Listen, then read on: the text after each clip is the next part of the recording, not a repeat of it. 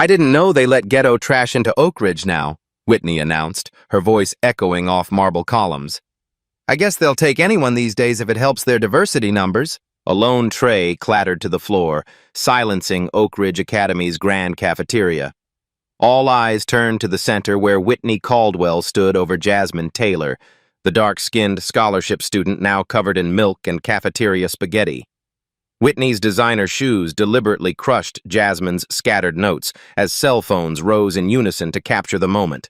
Jasmine's fingers trembled, pasta sauce dripping down her face as she clutched her worn backpack where her third-degree black belt remained hidden. 50 privileged students formed a perfect circle around them, their expensive uniforms creating a wall of wealth and privilege that trapped Jasmine in the center. "What's wrong? Can't speak English properly?" Whitney continued, flicking more food toward Jasmine with manicured nails.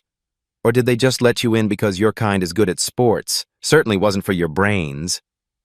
The sauce burned Jasmine's eyes as she kneeled to gather her ruined notes. Her jaw tightened while her sensei's words pounded in her head. True power lies in knowing when not to strike. Her hands instinctively shifted into a defensive position before she forced them to relax. Whitney leaned down, her blonde hair swinging forward as she whispered, "People like you don't belong here.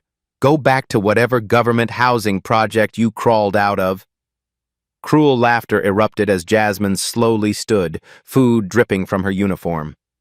For just a moment, something dangerous flickered in her eyes, a glimpse of power so controlled that even Whitney took an unconscious step backward. 312 days, Jasmine thought, counting down to scholarship review. Just keep the scholarship. It's your only way out. The smell of expensive perfume mixed with tomato sauce and humiliation as Jasmine walked away, spine straight, steps measured, each footprint marked by sauce on the polished floor. The outline of her black belt pressed visibly against her backpack, a promise that this story was far from over. Jasmine unlocked the door to apartment 3B and stepped inside, the smell of lemon cleaner and herbal tea telling her Grandma Ruth was home between shifts. Their small two-bedroom apartment in South Side felt like another universe compared to Oak Ridge Academy's sprawling campus and manicured lawns. The living room doubled as Jasmine's bedroom at night, with a pull-out couch that left barely enough floor space for her morning stretches. "That you, baby?" Grandma Ruth called from the kitchen, her voice thick with exhaustion. Jasmine could hear the familiar squeak of her nurse's shoes against the linoleum. "Yeah, it's me," Jasmine answered, dropping her backpack by the door. She didn't mention the ruined notes or Whitney's words. Grandma worked double shifts at Memorial Hospital to pay for what the scholarship didn't cover. The last thing she needed was another worry. Grandma Ruth appeared in the doorway, still in her scrubs, gray hair pulled back in a tight bun. The lines around her eyes had deepened since Dad died 3 years ago. "How was school?" she asked, studying Jasmine's face with the practiced eye of someone who had raised her since she was 7. "Fine. Just tired," Jasmine lied, forcing a smile. "Mrs. Chen says I have a shot at valedictorian if I keep my grades up." Pride pushed aside some of the fatigue in Grandma Ruth's eyes. "Your daddy would be so proud." She squeezed Jasmine's shoulder. "I'm heading back for the night shift. There's chicken and rice in the fridge. Don't stay up too late studying." After Grandma left, Jasmine pushed the coffee table against the wall and rolled out the worn mat her father had given her for her 10th birthday. The familiar texture beneath her bare feet centered her instantly. She closed her eyes, letting the day's humiliation fuel her rather than consume her. She began with breathing exercises, then moved through basic forms, her movements precise and controlled. As she transitioned into more advanced techniques, her body flowed with a grace and power that would have stunned her classmates into silence. Each kick, each strike, each perfectly balanced stance told the story of thousands of hours of discipline and training. The memory of her father came unbidden, his gentle voice guiding her through her first poomsae forms at the community center after school. "Channel it, Jasmine," he'd said after she'd come home crying about the kids who mocked her second-hand clothes. "Turn pain into power." After he died, Sudden heart attack at 41, no insurance. Grandma Ruth had somehow found the money for Jasmine to continue training. "It keeps his spirit alive," she'd said, "and keeps that fire in you burning right." Now, in the cramped living room, Jasmine executed a perfect flying kick, her body suspended in air for a moment of pure freedom, before landing in perfect silence. At the community dojang, her sensei, Master Park, had recently told her she was ready for the national championship, a competition that could lead to college scholarships if she placed in the top 3. The thought of college, of escape, made her chest tighten with longing. But the registration fee alone was $2,000, money they simply didn't have. Her phone buzzed with a notification. Jasmine picked it up, her heart sinking as she saw a new social media post from Whitney, a surreptitiously taken photo of Jasmine gathering her ruined notes. The caption read, "Charity case having a bad day. Maybe she'll go back where she belongs. Scholarship, charity, diversity hire." The comments were already piling up, each one a fresh cut. Jasmine threw the phone on the couch and returned to her mat, channeling the anger into a sequence of movements so powerful, the neighbors downstairs would later swear they could feel the building shake. Morning came too quickly. Jasmine folded her mat away and transformed the living room back to its normal state before getting ready for another day at Oak Ridge. On the bus ride to school, she received an email that made her heart race. National Taekwondo Championship registration deadline, 2 weeks. Last year's second-place winner, we hope to see you compete again. Please confirm your entry and submit the $2,000 registration fee by the deadline. Jasmine stared at her phone, the amount glowing like an accusation. Grandma Ruth's words from last night echoed in her mind.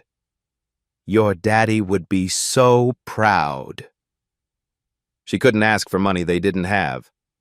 But without that championship, her chances of a full college scholarship would evaporate like morning dew under the harsh sun of reality. The bus pulled up to Oak Ridge's imposing gates, and Jasmine steeled herself for another day of navigating hostile territory, the weight of 2 worlds pressing down on her shoulders. The next week at Oak Ridge unfolded like a carefully orchestrated campaign of isolation. Jasmine approached the chemistry study group that had formed in the library, textbook in hand. "Sorry, we're full," said Trevor, Whitney's boyfriend and the captain of the lacrosse team. The table had 3 empty chairs. "Mr. Phillips said we should work in groups of 5, and you only have—" "We said we're full," Whitney cut in, not bothering to look up from her phone. "Besides, we're discussing the charity showcase next month. My parents are the main sponsors, and the winner gets a $2,500 prize. Not that you'd have any talents worth showcasing." Jasmine's mind immediately calculated. $2,500. More than enough for the championship registration and travel expenses. She lingered a moment too long, and Whitney finally looked up. "What? You think you have a shot?" Whitney laughed, the sound drawing attention from nearby tables. "The showcase is for actual skills, not basketball or whatever you people do." Jasmine walked away, her face burning but her mind racing. The annual Oak Ridge Charity Showcase was legendary. Wealthy parents and alumni attended, checkbooks open. Past winners had gone on to prestigious summer programs and internships. The $2,500 prize was almost an afterthought for most participants, but for Jasmine, it represented everything.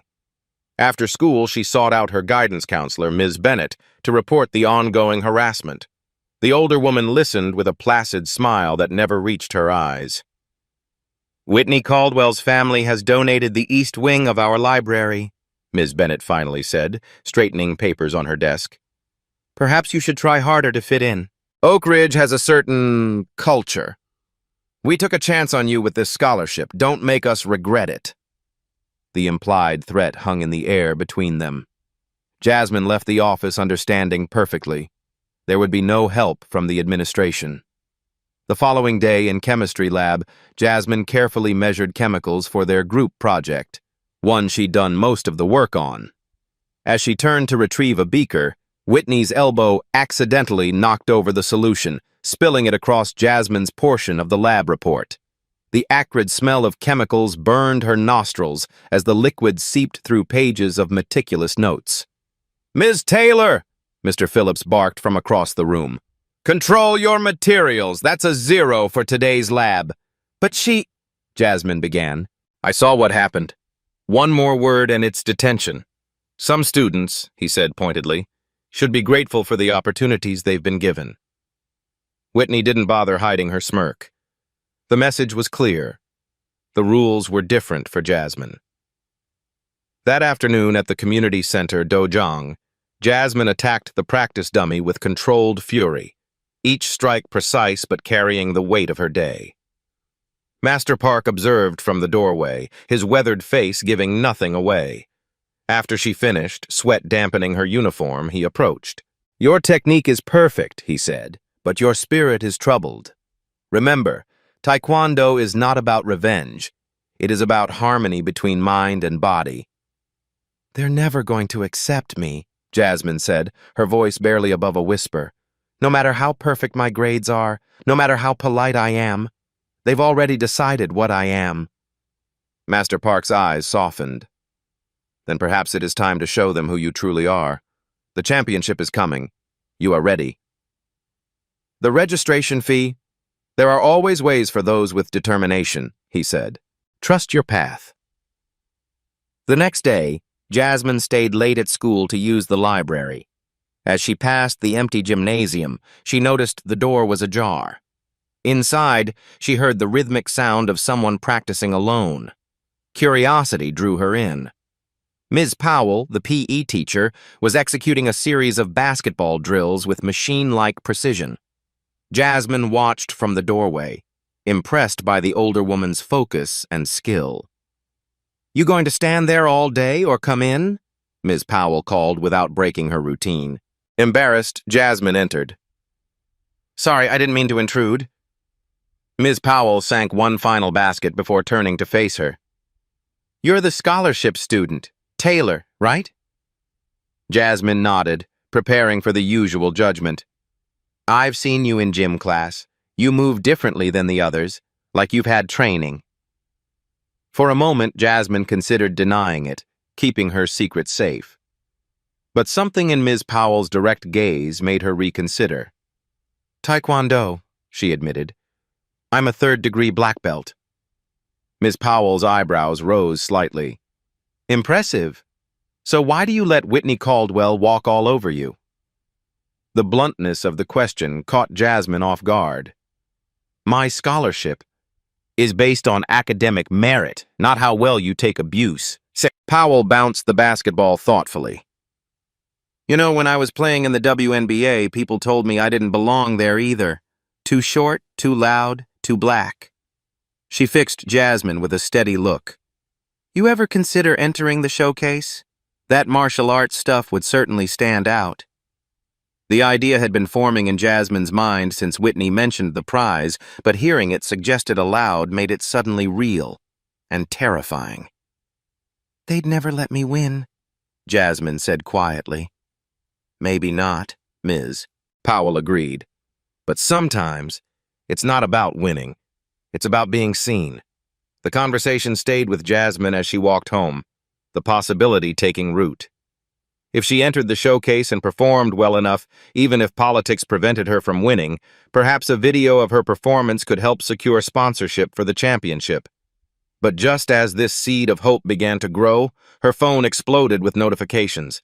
Whitney and her friends had created a fake social media profile using Jasmine's photo.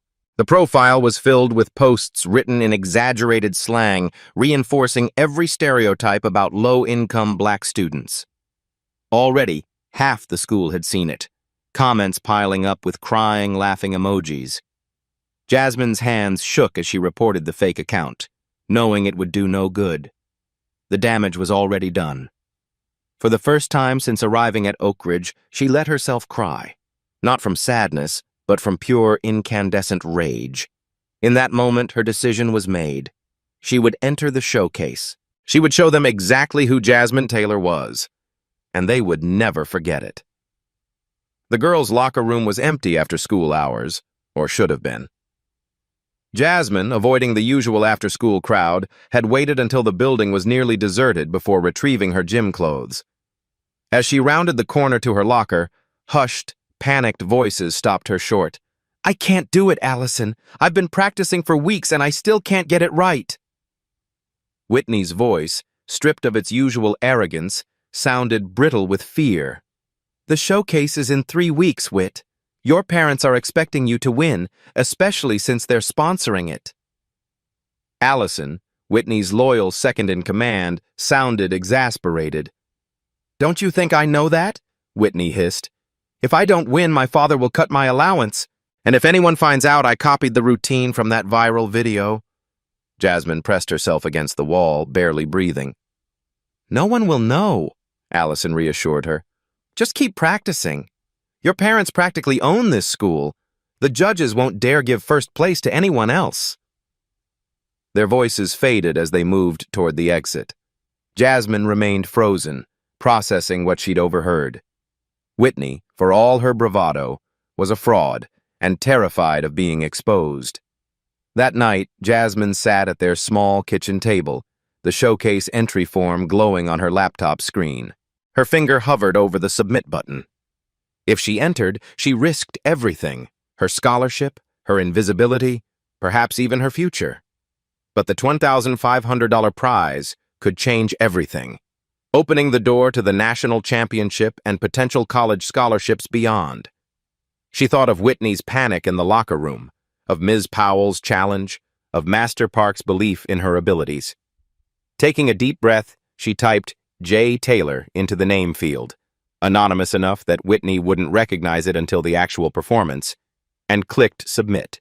The confirmation page loaded. "Thank you for your entry. Performance slot number 14. She'd done it. There was no turning back now. The next morning, Grandma Ruth's coughing woke Jasmine before dawn. She found her grandmother sitting on the edge of her bed, struggling to catch her breath. "It's nothing," Grandma insisted, waving away Jasmine's concern. "Just a cold." But the coughing persisted through breakfast, and Jasmine noticed the unnatural flush on her grandmother's cheeks. "You need to see a doctor," she insisted. "Can't miss my shift," Grandma Ruth wheezed. "Bills due next week." After much arguing, Jasmine convinced her to go to urgent care, accompanying her before school. The diagnosis? Pneumonia. The doctor prescribed antibiotics and strict bed rest for at least a week. "Who's going to cover your shifts?" Jasmine asked on the bus ride home, mental calculations already running. Without Grandma's income, even for a week. "Don't you worry about that," Grandma Ruth said firmly, though her voice was weak. "You focus on school. I didn't sacrifice everything to get you into Oak Ridge just to have you distracted by adult problems." But they were Jasmine's problems too. That night, after making sure Grandma took her medicine and was resting, she checked their bank account on the shared laptop. The balance made her stomach clench. $243.17. Not enough for rent, let alone utilities and food for the month. As if the universe was conspiring against her, an email from Oak Ridge Academy appeared in her inbox. "Scholarship Student Mid-Year Review, meeting scheduled with Headmaster Williams, April 15th. April 15th, the day after the showcase. The email went on to explain that her academic performance and character assessment would determine her scholarship status for the following year. Jasmine stared at the screen, understanding the subtext perfectly. This was no routine review. This was a response to her showcase entry. The next 2 weeks became a blur of impossible balancing acts. Jasmine woke at 4:30 a.m. to practice her taekwondo routine in the pre-dawn darkness of their small living room, careful not to wake her recovering grandmother. She attended classes at Oak Ridge, keeping her head down as Whitney's harassment intensified. Somehow Whitney seemed to sense that something had changed, though she couldn't identify what. During lunch periods, Jasmine slipped into empty classrooms to practice, using the reflection in windows to check her form. After school, she rushed home to care for Grandma Ruth, prepare meals, and handle household chores. Once her grandmother was asleep, she would practice again, sometimes until midnight. before finally tackling her homework to maintain her perfect GPA. Sleep became a luxury she couldn't afford. Dark circles formed under her eyes, but her movements grew sharper, more precise, as if the pressure was distilling her into her purest form. Master Park allowed her extra practice time at the dojang on weekends, watching her routine evolve with quiet approval. "You've created something unique," he told her after a particularly intense session. "Not just taekwondo, but something that tells your story." "Will it be enough?" Jasmine asked, wiping sweat from her brow. Master Park considered this. "For the judges? Perhaps not. But for you?" He smiled slightly. "I think it already is." With 1 week until the showcase, the mysterious Jay Taylor had become a topic of speculation among Oak Ridge students. The program listed only names and performance types, and next to number 14 was simply martial arts demonstration. "Probably that weird kid from the chess club," Jasmine overheard Whitney telling her friends. "As if anyone cares about karate or whatever. My contemporary dance routine is going to blow everyone away." Jasmine said nothing, continuing her silent countdown. 6 days, 5, 4. With 3 days remaining, Grandma Ruth's health improved enough for her to return to work, though Jasmine insisted she take shorter shifts. The financial pressure eased slightly, but the upcoming scholarship review loomed like a storm on the horizon. 2 days before the showcase, Jasmine stayed late at school to use the empty gym for one final full-scale practice. As she executed a particularly difficult sequence, a noise at the door made her falter. Ms. Powell stood watching, arms crossed, expression unreadable. "So this is what you've been working on?" she said, walking into the gym. "I wondered who Jay Taylor was." Jasmine froze, heart pounding. "Are you going to tell anyone?" Ms. Powell snorted. "And miss seeing the look on Whitney's face when you walk out on that stage? Not a chance." She studied Jasmine with professional assessment. "Your technique is flawless, but you look like you're about to pass out from exhaustion. When was the last time you slept?" The concern in her voice nearly undid Jasmine. "I'm fine," she insisted. "No, you're not, but you will be." Ms. Powell tossed her a set of keys. "Gym office has a couch. Take a 20-minute power nap, then I'll drive you home. You're no good to anyone if you collapse before the showcase." For the first time in weeks, Jasmine allowed herself to accept help. As she drifted into a brief, deep sleep on the office couch, her father's voice seemed to whisper in her ear, "You've got this, Jazz. Show them who you really are." The day before the showcase arrived with a sense of inevitability. Jasmine stood in Master Park's dojang after hours, performing her routine one final time under his critical eye. She had combined traditional poomsae forms with more dynamic breaking techniques and acrobatic movements, a routine that showcased both technical mastery and personal expression. When she finished, breathing hard but controlled, Master Park nodded slowly. "You have created something powerful," he said. "But remember why you are doing this." "For the prize money," Jasmine answered automatically. "For the championship." Master Park shook his head. "No, that is what you need from it, not why you do it." He placed a weathered hand on her shoulder. "Tomorrow, when you stand on that stage, forget the judges, forget Whitney Caldwell, forget even the money. Perform for your father's memory. Perform for yourself. That is the only way to find true victory." Jasmine bowed deeply. "Thank you, Master Park." "Your father would be proud," he added quietly. "Not just of your skill, but of your heart." The words stayed with her as she walked home, the evening air cool against her skin. When she arrived at the apartment, she found Grandma Ruth sitting at the kitchen table, surrounded by unpaid bills and looking more defeated than Jasmine had ever seen her. "What's wrong?" Jasmine asked, dropping her gym bag.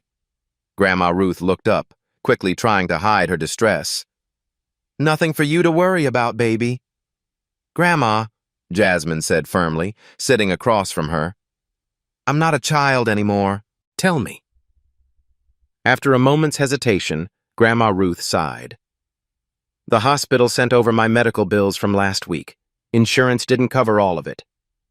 She pushed a statement across the table. The amount due made Jasmine's stomach drop. $1,800. I can pick up extra shifts next month, Grandma continued, but the rent is due next week, and with the electric bill. The weight of adult responsibilities pressed down on Jasmine's shoulders. Even if she won the showcase, the prize money would barely cover their immediate needs, leaving nothing for the championship registration. For a moment, she considered withdrawing from the showcase altogether and looking for part-time work instead. I have something to tell you, Jasmine said slowly. I entered the Oak Ridge Charity Showcase tomorrow night. First prize is $2,500. Grandma Ruth's eyes widened. The Taekwondo? In front of all those people? When Jasmine nodded, she asked, What about your scholarship? You've been so careful to keep a low profile.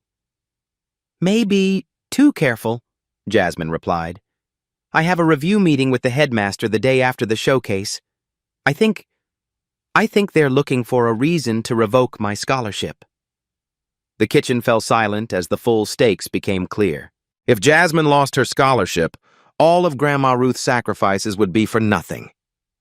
Your daddy never backed down from a challenge, Grandma Ruth finally said, reaching across the table to take Jasmine's hand. And neither should you. Whatever happens tomorrow, we'll face it together. The next morning dawned bright and clear. Jasmine carefully packed her Dobok uniform and belt into her backpack, along with a water bottle and the thin gold chain that had belonged to her father. At school, an excited buzz filled the hallways as students discussed the evening's showcase. During lunch, Jasmine overheard Whitney in the cafeteria holding court with her usual entourage. I heard this Jay Taylor signed up last minute, Whitney was saying. Probably some desperate freshman trying to make a name for themselves. As if anyone could beat my routine. I've been working with a professional choreographer all semester. Jasmine kept her head down, focusing on her textbook instead of her untouched lunch. The nervous energy coursing through her body had eliminated her appetite. As she was leaving the cafeteria, Allison and two other girls from Whitney's circle deliberately bumped into her, causing Jasmine to stumble. Her backpack fell, spilling its contents across the floor. Oops, Allison said with false concern. So clumsy of me. Jasmine scrambled to gather her belongings as students walked past, some deliberately stepping on her papers. When she reached for her water bottle, she found it had opened, soaking part of her uniform. The white Dobok fabric now had a spreading stain. What's this? Allison asked, picking up Jasmine's belt before she could grab it. Some kind of costume? Are you in the showcase? Give it back, Jasmine said quietly, standing up. Something in her tone made Allison hesitate. She dropped the belt with a nervous laugh. Whatever. It's probably for some weird cultural thing. Jasmine checked her father's gold chain, thankfully still safe in an interior pocket, and assessed the damage to her uniform. The water stain was noticeable but would eventually dry. The real question was whether it would dry in time. During her free period, she slipped into the empty girl's bathroom and used the hand dryer to blow hot air on the damp fabric. The noise attracted unwanted attention when Ms. Bennett, the guidance counselor, entered. Miss Taylor? What exactly are you doing? Jasmine quickly stuffed the uniform back into her bag. Just drying something that got wet, ma'am. Ms. Bennett's eyes narrowed. I understand you've entered the showcase tonight. So they were monitoring her. Yes, ma'am. I hope you understand the sensitivity of your position here at Oak Ridge. The showcase is a tradition for our legacy families. It would be unfortunate if anything disrupted that tradition. The threat was thinly veiled, but Jasmine met her gaze steadily. I'm just there to perform, ma'am, like everyone else. After Ms. Bennett left, Jasmine leaned against the sink, doubt creeping in. Was she risking too much? The scholarship, their financial stability, her future, all for what? A moment of recognition? A chance to show her true self? As these thoughts swirled, her phone buzzed with a text from Ms. Powell. Gym office is empty, 7th period if you need a quiet place to focus. keys under the mat. The small act of support steadied her. During seventh period, Jasmine slipped into the gym office, locking the door behind her. She spread her uniform out to finish drying, then sat cross-legged on the floor, closing her eyes and focusing on her breathing. Her mind kept returning to the night before her first major tournament 3 years ago. Her father had sat beside her on their worn couch, sensing her nervousness. "Everyone feels fear, Jazz," he'd said. "The trick isn't getting rid of it. It's making it work for you instead of against you." "How?" she had asked. "By remembering who you are, not who they say you are, who you know yourself to be." As the final bell rang, signaling the end of classes, Jasmine opened her eyes. Her uniform was dry and her mind was clear. She carefully folded the dobok and belt, placing them back in her bag alongside her father's chain. Tonight, she would remember who she truly was. And so would everyone else. The Oak Ridge Academy Performing Arts Center gleamed under spotlights, a monument to privilege draped in the school's blue and gold colors. Luxury cars lined the circular drive as families arrived for the annual showcase, women in designer dresses and men in tailored suits creating a parade of wealth. Inside, the plush auditorium seats were filling with parents, alumni, and donors, the elite of the elite, gathered to applaud their children's talents. Backstage, Jasmine slipped through the chaos of performers preparing, keeping to the shadows. She clutched her backpack tightly, the weight of her uniform and belt inside grounding her against the rising tide of nerves. Finding an empty dressing room, she quickly changed, the familiar ritual of donning her dobok centering her mind and spirit. As she tied her belt with practiced precision, she took her father's gold chain and wrapped it around her wrist, securing it tightly. It wasn't traditional, but tonight wasn't about tradition alone. It was about bringing her whole self to the stage, honoring both her training and her history. The muffled sounds of the audience settling in vibrated through the walls. A production assistant with a clipboard knocked on her door. 10 minutes to curtain. All performers to the green room, please." Jasmine nodded, taking one final look in the mirror. The person staring back seemed transformed, focused, powerful, unafraid. She made her way to the green room where other students gathered in cocktail dresses, formal wear, and performance costumes. Their chatter died down as she entered, the white uniform drawing every eye. Whitney stood at the center of the room in an elaborate dance costume, her face carefully made up to project confidence. But Jasmine could see the slight tremor in her hands, the tension around her eyes. When Whitney spotted Jasmine, confusion crossed her face, quickly replaced by dismissal. "Are you working the event or something?" Whitney asked, eyeing the uniform with disdain. Before Jasmine could respond, the stage manager entered. "Everyone, check the board for your performance order. Whitney Caldwell, you're up 6th. Jay Taylor, you're 14th. Whitney's head snapped toward Jasmine, realization dawning. "You're Jay Taylor? You entered the showcase?" Her incredulous laugh drew attention from others. "With what? Some kind of karate thing? This isn't a community center talent show." Jasmine met her gaze calmly. "It's taekwondo. And I guess we'll see what the judges think." Whitney's face hardened. "My parents are the main sponsors. The judges know what's expected." She turned away, gathering her friends around her like armor. The showcase began with a classical piano piece performed by a senior whose family had donated the music wing. Polite applause followed, setting the pattern for the early performances, technically proficient displays of privileged talents, violin solos, ballet routines, operatic vocals, each met with appropriate appreciation from the audience of parents and patrons. Jasmine watched from the wings, noting the predictable rhythm of the evening.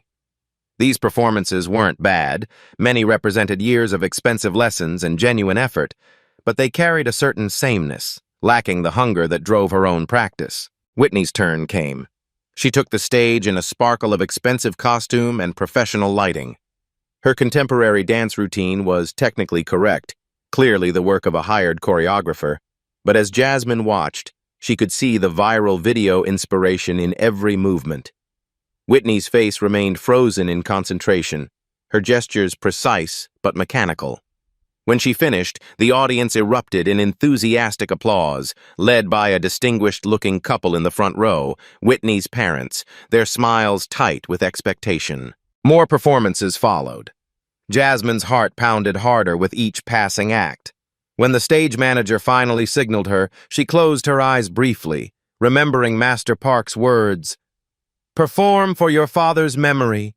Perform for yourself." "And now," the announcer's voice boomed, "performing a taekwondo demonstration, please welcome Jay Taylor." A murmur of confusion rippled through the audience as Jasmine walked onto the stage, bare feet silent against the polished wood. The spotlights felt like fire on her skin, hundreds of eyes boring into her. She caught glimpses of Whitney and her friends in the wings, smirking in anticipation of failure. In the front row, Whitney's father leaned over to whisper something to the woman beside him, both frowning at the program. Jasmine took her position at center stage, closed her eyes, and bowed deeply. To the audience, to her father's memory, to herself. The sound system began playing the music she had selected, a haunting fusion of traditional Korean drumming and contemporary bass that vibrated through the floorboards and into her bones. She began with traditional poomsae forms, her movements crisp and precise, each stance a perfect demonstration of balance and control. The audience watched in confused silence at first, uncertain what to make of this unfamiliar art form. But as Jasmine moved deeper into her routine, the physical poetry of her discipline began to register. The whispers faded, the shuffling stopped.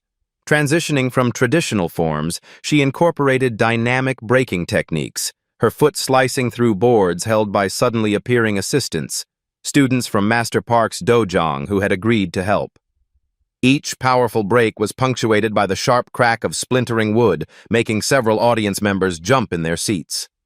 The contrast between her controlled grace and explosive power created a mesmerizing rhythm. The routine built in intensity as Jasmine incorporated acrobatic elements, aerial kicks and spins that seemed to defy gravity. Her body told the story her words never could, of struggle and resilience, of invisible battles fought daily, of power concealed but never diminished. The father's chain glinted around her wrist as she moved, catching the light with each technique. In the front row, Whitney's parents had stopped whispering, their attention completely captured. In the wings, Whitney herself stood frozen, all pretense of disinterest abandoned as she watched with undisguised shock. For the finale, Jasmine invited 3 volunteers from the audience, senior boys from the basketball team who had stepped forward eagerly. She positioned them side by side, instructed them to hold their arms at shoulder height, creating a human barrier nearly 6 feet tall. Taking her mark 15 feet away, Jasmine centered herself, the auditorium absolutely silent. She sprinted forward, gathering momentum, then launched into a spectacular flying kick that soared over all 3 volunteers, her body horizontal to the ground at the apex, before landing silently on the other side. The audience gasped collectively, then burst into spontaneous applause before she had even completed her final sequence. The applause grew as Jasmine finished with a deeply personal movement, unwrapping her father's chain from her wrist and kissing it before holding it skyward in a gesture of tribute. Then she bowed once more, deeply and with perfect form, her heart pounding but her breathing controlled. The silence that followed lasted only a heartbeat before the audience erupted. First one person stood, then another, until the entire auditorium was on its feet. The ovation thundered through the space, drowning out Whitney's father's attempts to quiet the enthusiasm. Students who had never spoken to Jasmine were cheering wildly, some recording on their phones, others simply staring in disbelief. As Jasmine left the stage, she passed Whitney, whose perfect makeup couldn't hide her stunned expression. For the first time since they'd met, Whitney had nothing to say. The remaining performances proceeded in Jasmine's wake, but the energy in the room had fundamentally shifted. Nothing that followed could recapture the audience's attention the same way. When the final act concluded, The head judge took the stage to announce the winners. Third place goes to Michael Chen for his violin concerto. Polite applause followed as Michael accepted his certificate and small trophy. Second place, the judge continued, glancing nervously toward Whitney's parents, goes to Whitney Caldwell for her contemporary dance.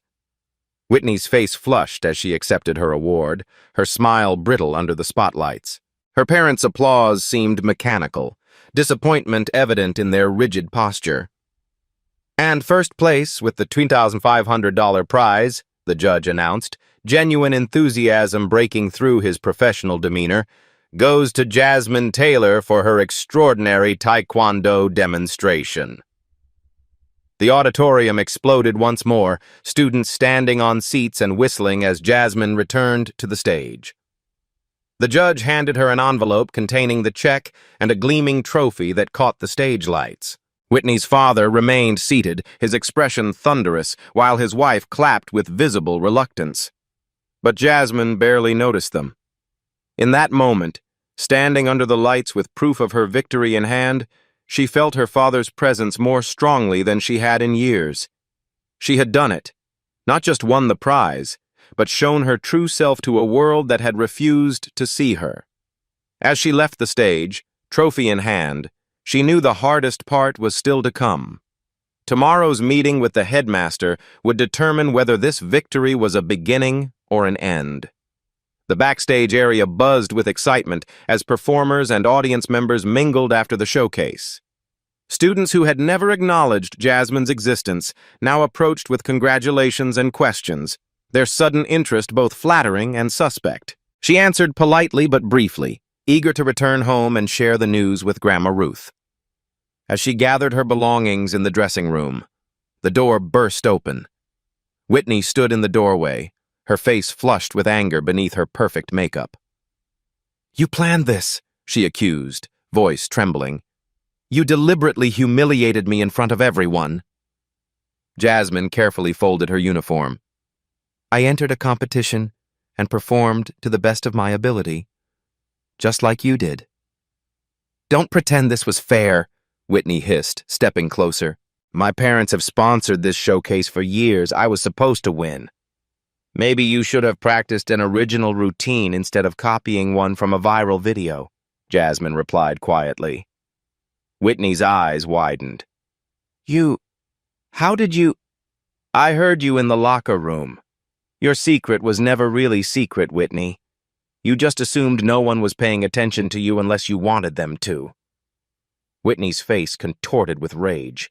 She glanced around to ensure they were alone, then moved with surprising speed, shoving Jasmine hard against the wall.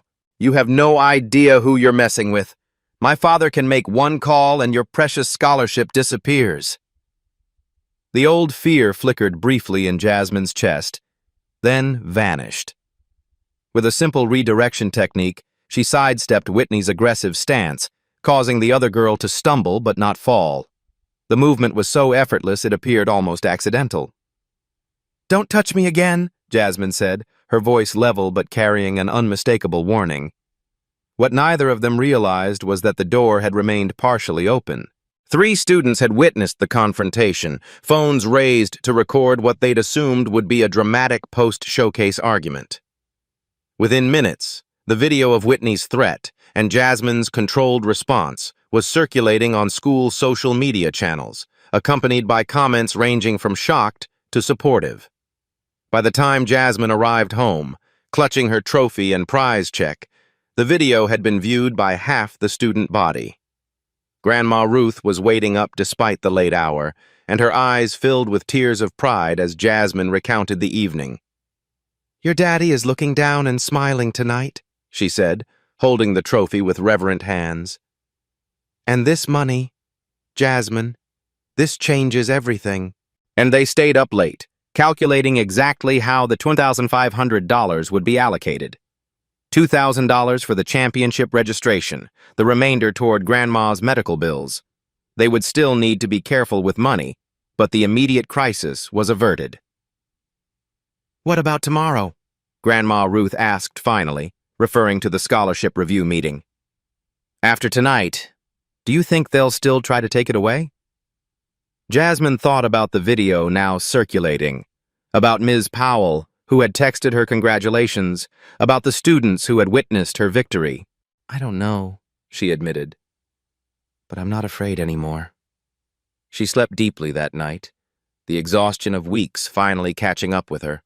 When her alarm rang the next morning, she dressed with care in her neatest school uniform, the weight of uncertainty balanced by a new sense of confidence. The Oak Ridge campus felt different as she walked through the gates. Students nodded or smiled as she passed. Some even called her by name. The video had continued spreading overnight, with new comments from alumni and parents questioning Whitney's behavior and praising Jasmine's restraint. Outside Headmaster Williams' office, Ms. Powell was waiting. Quite a night, the PE teacher said with a small smile. For what it's worth, I made sure Williams saw the video before your meeting. Before Jasmine could respond, the office door opened, and the headmaster beckoned her inside. To her surprise, Ms. Bennett was also present, looking distinctly uncomfortable. Ms. Taylor, Headmaster Williams began, his expression unreadable.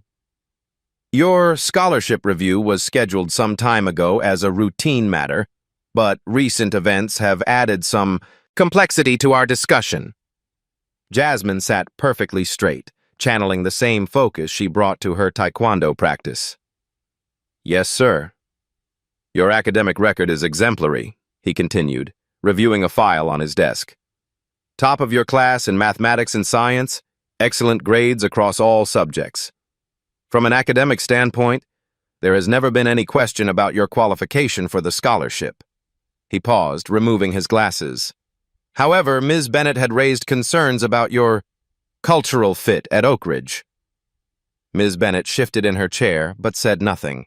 I believe, the headmaster continued, those concerns have been thoroughly addressed by your performance last night, which demonstrated exceptional discipline and talent.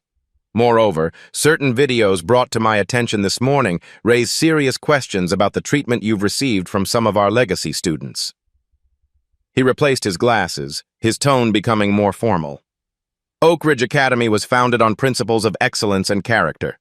While we value our traditional community, we cannot condone behavior that undermines those principles, regardless of a family's donation history. Jasmine realized with a jolt what was happening. This wasn't about revoking her scholarship at all. Your scholarship will continue, Ms. Taylor, Headmaster Williams confirmed. Additionally, the board has asked me to review our harassment policies and implementation. Ms. Bennett will be heading that initiative. He gave the guidance counselor a pointed look that suggested this was not a request. Thank you, sir, Jasmine said, relief washing through her. As she left the office, she found a small crowd of students waiting, including several who had witnessed her showcase performance. Among them was Trevor, Whitney's boyfriend and the captain of the lacrosse team. That was incredible last night, he said, genuine admiration in his voice. Some of us were wondering if you'd consider teaching a few basic moves, like a club or something. The request was so unexpected that Jasmine laughed. You want to learn taekwondo? From me? Why not? A girl she recognized from chemistry class chimed in. You're obviously amazing at it. Later that day, Jasmine received an email from the Oak Ridge administration approving the formation of a martial arts club with Ms. Powell as faculty sponsor and Jasmine as student leader. Another email arrived from the national championship organizers, confirming her registration and participant number. Whitney was noticeably absent from school that day, but the following week she returned, subdued and avoiding Jasmine's path. Her parents' influence ensured there were no official consequences for her behavior, but the social dynamic had shifted irrevocably. The video had exposed not just her actions, but the system that had protected her for so long. One afternoon, several weeks later, Whitney approached Jasmine alone in the library. My parents are making me apologize, she said stiffly. They're worried about their reputation. Is that all you're worried about? Jasmine asked. Whitney hesitated, something vulnerable flickering across her face. They've never seen me fail before. Now it's all they see when they look at me. Despite everything, Jasmine felt a twinge of empathy. Living under impossible expectations was something she understood all too well. Maybe it's not about failing or succeeding, she suggested. Maybe it's about being real. Whitney didn't respond, but as she walked away, her shoulders seemed less rigid than before. The national championship arrived in early summer. Jasmine didn't win. She placed third, earning a smaller scholarship that would supplement her academic ones for college. But standing on the podium, seeing Grandma Ruth cheering in the audience alongside Ms. Powell and several Oak Ridge classmates who had made the trip to support her, she felt something more valuable than victory. When school resumed in the fall, Jasmine found herself no longer invisible. The martial arts club had grown to 20 members, including students from all social circles. The administration had implemented new anti-harassment policies with actual consequences, and while the change wasn't perfect, it was progress. On a crisp October evening, Jasmine stood in Master Park's dojang, guiding a group of younger children through basic forms. Among them was a shy 7-year-old girl whose mother couldn't afford regular lessons. Jasmine had used a portion of her championship prize to create a small scholarship fund for kids like her. "Remember," she told them as they practiced, "Taekwondo isn't just about fighting. It's about knowing your own strength, even when others don't see it yet." Outside the window, autumn leaves danced in the wind, gold and crimson against the darkening sky. Jasmine watched her young students' determined faces and felt the circle complete itself, from her father's guidance to her own journey, to these children just beginning to discover their power. Some walls weren't meant to be accepted. They were meant to be transformed, not by force but by the quiet, persistent courage to show the world your true self again and again, until it finally sees you. Subscribe to the Beat Stories channel right now for weekly tales of underdogs who transform adversity into triumph. Each story carefully crafted to deliver that perfect emotional journey from outrage to satisfaction. Hit that like button if you felt Jasmine's victory in your soul, and share this video with someone who needs to be reminded of their own hidden power. The Beat Stories community is growing stronger with every story we tell. Don't miss being part of this movement.